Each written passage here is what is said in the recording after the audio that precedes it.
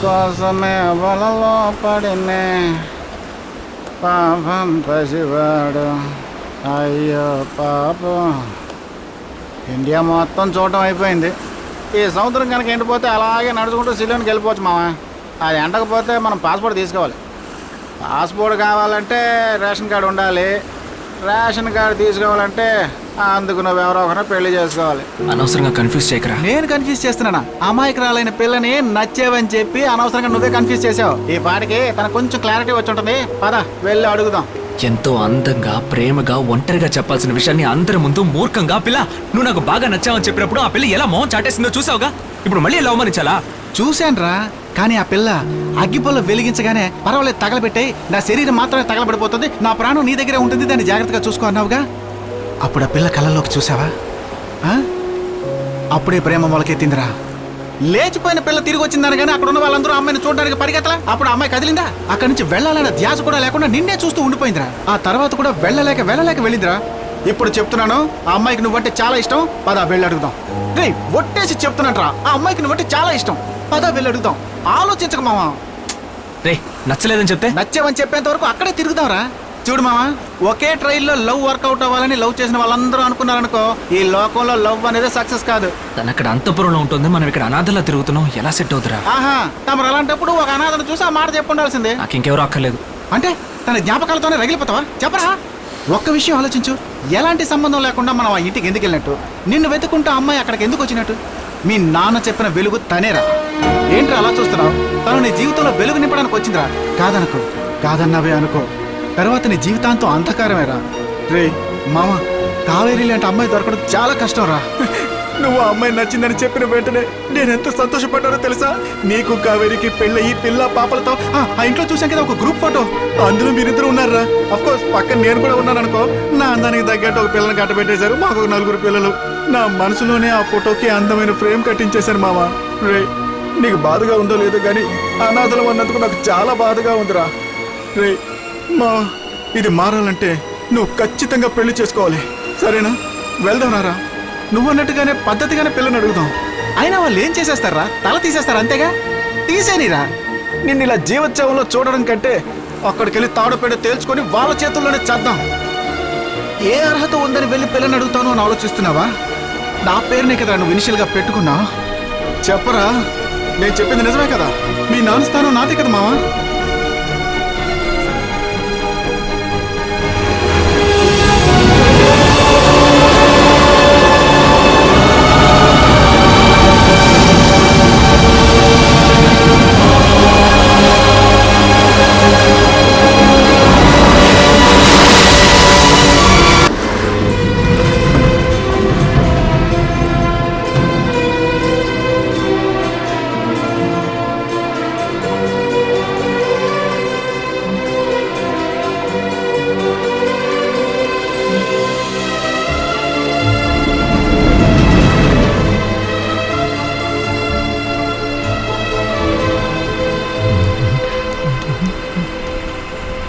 కన్యాకుమారి మీ సొంతూరా?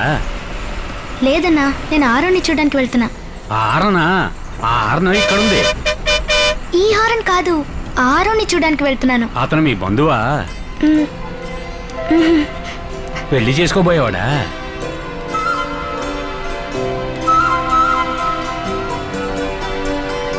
మీ ఆయన కోసం అని చెప్పు. దానికే ఇంత సిగ్గుపడితే ఎలా?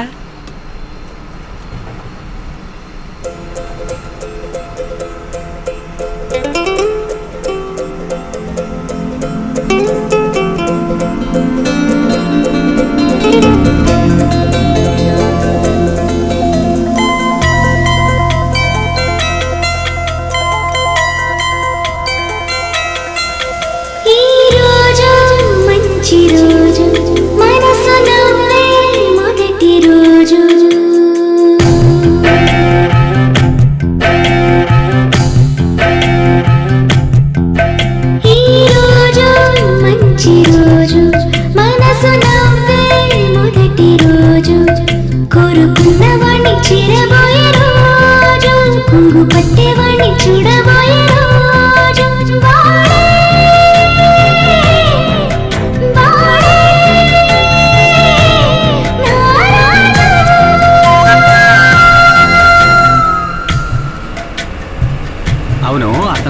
చూసావేంటి? నేనతన్ని చూడలేదు, అతనే మా ఇంటికి వచ్చాడు. అతను ఏం చేశాడో తెలుసా మీకు? అలా కన్ను కొట్టాడు. అదైనా పర్వాలేదన్నా, పెద్దయ్య ఉన్నాడు, చిన్నయ్య ఉన్నాడు, పెద్దమ్మ ఉంది, చిన్నమ్మ ఉంది, అందరూ అక్కడే ఉన్నారు. ఉన్నట్టుండి అందరి ముందు పిల్ల, నువ్వు నాకు బాగా నచ్చావు పిల్ల అని అనేశాడు. చూడరా, అతను కూడా మనలాంటివాడే. నేను అలాగే నిబ్బరిపోయాను. సరే, ఎంతకి అతను ఎలా ఉంటాడు? రింగు రింగుల జుట్టు, ఇంటింత కళ్ళు, గుబురుగా ఉన్న గెడ్డం, అందంగా ఉంటాడు. నా అందంలో సగం కూడా లేడే. కమిలిపోయిన చెవి, లోపలికెళ్ళిన కళ్ళు, నక్క చూపులు. పిల్ల, నువ్వెప్పుడైనా దానిమ్మ గింజలు చూసావా? అలా ఉంటాయి నా పళ్ళు. ఇప్పుడు చూపిస్తాను చూడు.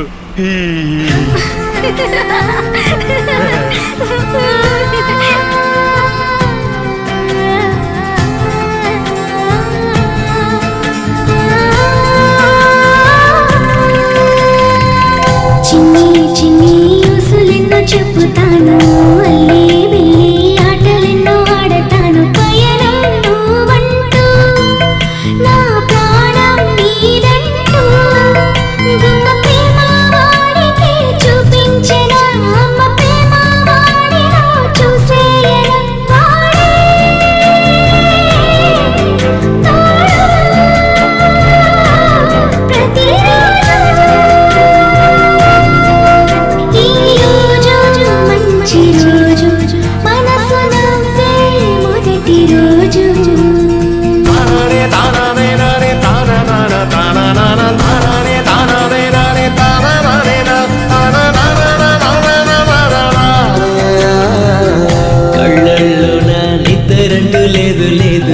కొన్నాళ్ళుగా ఆకలంటూ లేనే లేదు, మనసుకు మతి లేదు, నా కలలకు మితి లేదు, తన మెల్లో తాళినే కట్టేయనా, ముద్దు ముచ్చటే కానివ్వనా, ఎప్పుడో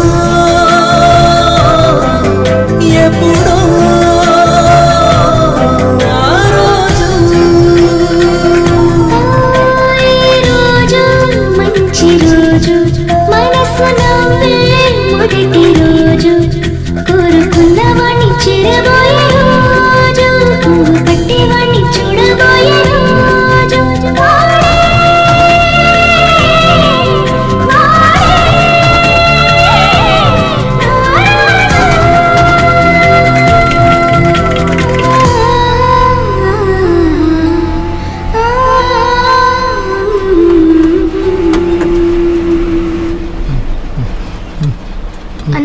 ఏంటమ్మా?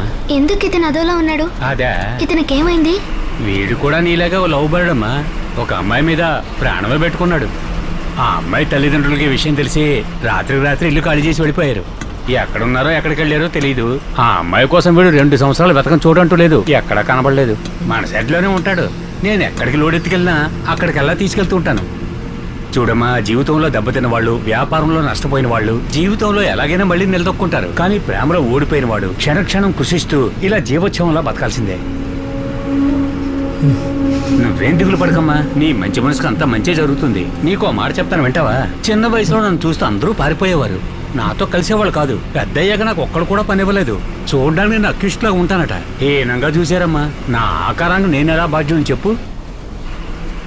నువ్వు ఒక్కదానివేనమ్మా మనసారా నన్ను అన్నా అన్నా అని పిలిచింది.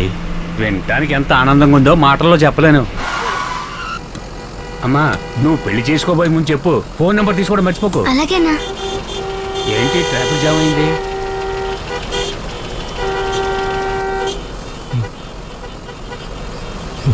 అమ్మా, అతను కన్యాకుమారిలో ఎక్కడున్నాడో చెప్పు, అక్కడే దించేస్తారు. తెలీదన్నా. తెలీదా? ఫోన్ నెంబర్ ఉందా? ఏదైనా అడ్రస్ ఉందా? కనీసం ఫోటో అయినా ఉందా? మరి ఇంకేముంది దగ్గర? ఇదిగో ఇది ఉంది. ఇది ఏదో చొక్కా ముక్కలాగుందే. అతని చినిగిన చొక్కాలోంచి నాకు దొరికిన ముక్క. దేన్ని నమ్ముకోనమ్మా ఇంత దూరం వచ్చావు? ఏయ్, ఈ చొక్కా ముక్కతో అతను కనిపెట్టాలనుకుంటున్నావా? ఎంత మైక్రోవమ్మా. దొరకడు. నువ్వు అతను కలుసుకోలేవు. ఆ అమ్మాయి ప్రేమ కూడా సక్సెస్ కాదంటున్నావా? సక్సెస్ అవుతుందమ్మా. నీ ప్రేమ తప్పకుండా సక్సెస్ అవుతుందమ్మా. మెంటలోడా. ఏయ్, మోసపోయావు. మోసపోయావు. ఏయ్, చేశాడు. మాట్లాడరా. అక్కడ ఆ అమ్మాయిని భయపెట్టకురా. మోసపోయావు. ఏయ్, నేను బాగా పిచ్చి మోసం నాయాలా. చేశాడు. నేను వెళ్ళనే ఉన్నావు. నువ్వు ఎలా కలుస్తావు? నేను కలవనే ఉన్నావు. నేను కలవనే ఈ అబ్బా చెప్తే ఉన్నావు. వినవేంటి? అమ్మాయి అమ్మాయి చూస్తా. చెప్తే ఎలా వినవేంటి? కలుస్తావు? నేను చెప్తా.